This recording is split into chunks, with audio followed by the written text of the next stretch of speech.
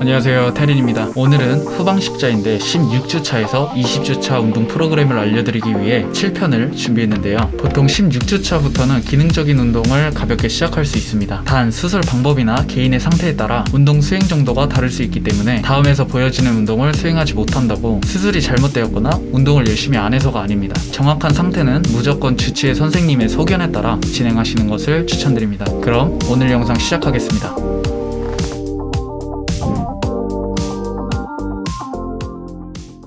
첫 번째 운동은 점프 스쿼트입니다. 스쿼트 동작에서 점프를 추가하여 진행하는 동작입니다. 대퇴사두근과 엉덩이 근육을 강화할 뿐만 아니라 점프 동작을 통해 발목, 무릎, 골반의 기능적인 움직임까지도 증가시켜주는 운동이며, 특히 저와 같은 운동선수들은 이 운동을 통해 점프하는 감각을 익힘으로써 복귀하는 데 큰 도움이 될 겁니다. 처음부터 100%의 힘으로 수술하기 전이라고 생각하고 점프 동작을 하면 부상의 위험이 있고, 아마 무서워서 오히려 한쪽으로 치우치거나 다리가 안 펴지거나 착지 시에 통증이 있을 수 있습니다. 처음 점프 스쿼트를 진행할 때는 30%에서 40% 정도로 시작해서 감각을 찾고 서서히 강도를 높여 진행하시는 것을 추천드립니다.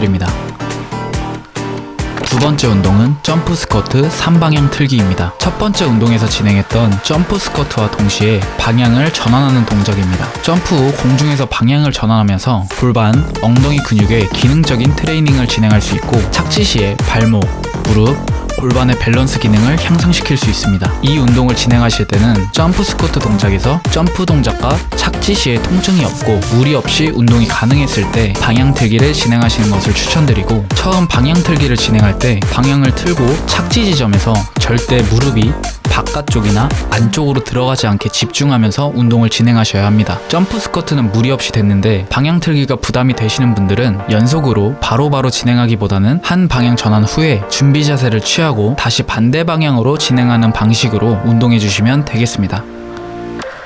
세 번째 운동은 불가리안 스플릿 스쿼트입니다. 한 발로 스쿼트를 하는 동작으로 흔히 런지 동작이라고도 합니다. 좌우의 골반을 반대 방향으로 하여 사용하기 때문에 골반에서 큰 기능을 필요로 하는 운동입니다. 그리고 앞쪽에 있는 다리에 대퇴사두근, 엉덩이, 햄스트링 근육을 모두 사용하는 강도 높은 편측 운동이고, 16주차에 진행하는 것이 어려우신 분들은 1에서 2주 뒤에 천천히 진행하셔도 괜찮습니다. 저는 이 운동을 진행할 때 뒷다리는 그냥 걸친다고 생각하고 앞다리의 체중을 90% 이상 실린다고 생각하고 운동을 진행했습니다. 너무 과도하게 내려가면 무릎에 부담이 갈 수 있기 때문에 처음 할 때는 자극이 있는 정도까지만 내려가서 점차적으로 강도를 높여주시면 되겠습니다. 그리고 이 동작도 무리가 가지 않는다면 점프까지 시도해보면서 가볍게 불가리안 스플릿 점프 스쿼트를 진행한다면 앞으로 이어질 한발 점프 감각을 익히는데 많은 도움이 되실 겁니다.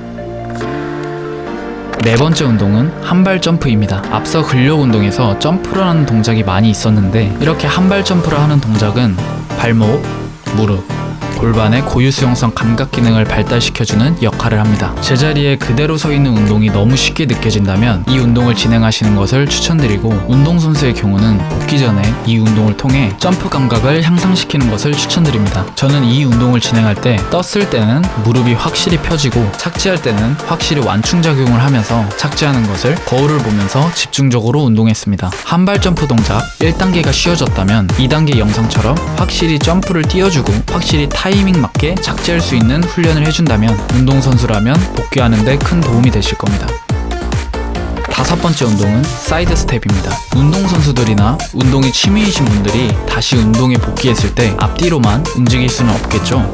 좌우로 움직이면서 사이드 스텝을 진행하는 것 또한 운동 프로그램으로 진행할 수 있습니다. 이 또한 마찬가지로 운동선수나 운동이 취미이신 분들이 복귀하기 전에 무조건 해야 된다고 생각하는 운동 중 하나이며, 아무리 4개월, 16주차까지 재활 운동을 했다고 해도 순발력과 민첩성은 분명 수술 전에 비해 떨어져 있을 겁니다. 분명히 처음 하실 때 발이 엉키거나 환측, 수술한 부위로 방향으로 미는 동작을 했을 때 아프거나 불안한 느낌이 들 수 있는데, 처음에는 천천히 몸이 적응할 수 있게 진행하고 익숙해졌다면 점점 빨리 움직이는 것을 추천드립니다. 여섯 번째 운동은 공원 5km 조깅입니다. 이 운동의 목표를 크게 두 가지로 나눌 수 있습니다. 첫 번째, 바닥이 평평한 러닝머신이 아닌 공원, 야외라는 것입니다. 야외에서 조깅을 한다면 러닝머신에서 느끼지 못했던 또 다른 자극들이 발목, 무릎, 골반에 전해질 텐데 이를 통해 무릎의 기능을 강화할 수 있고 이후 본 운동에서 복귀를 좀 더 빨리 앞당길 수 있을 겁니다. 두 번째는 5km라는 거리입니다. 수술 후 조깅하는데 결코 짧지 않은 거리라고 생각하는데 이 정도의 거리를 뛰다 보면 무릎이 불편함을 느낄 수도 있고 혹은 불편하다가 점점 편해지는 것을 느낄 수 있습니다. 저 또한 처음 공원을 조깅했을 때는 환측, 수술한 무릎이 좀 늦게 따라오는 기분이 많이 들었는데 계속 뛰다 보면서 점점 무릎이 편해졌습니다. 또한 운동 진행 후에 불편함을 느낄 수 있는데 5km를 뛰는 강도는 무릎에 큰 무리가 될 수 있기 때문에 수술 후 무릎이 버틸 수 있는 능력이 되는지 확인해 보는 방법은 처음부터 5km를 뛰기보다는 2km, 3km, 4km 점점 강도를 증가시키면서 천천히 적응할 수 있게 해주시면 되겠습니다.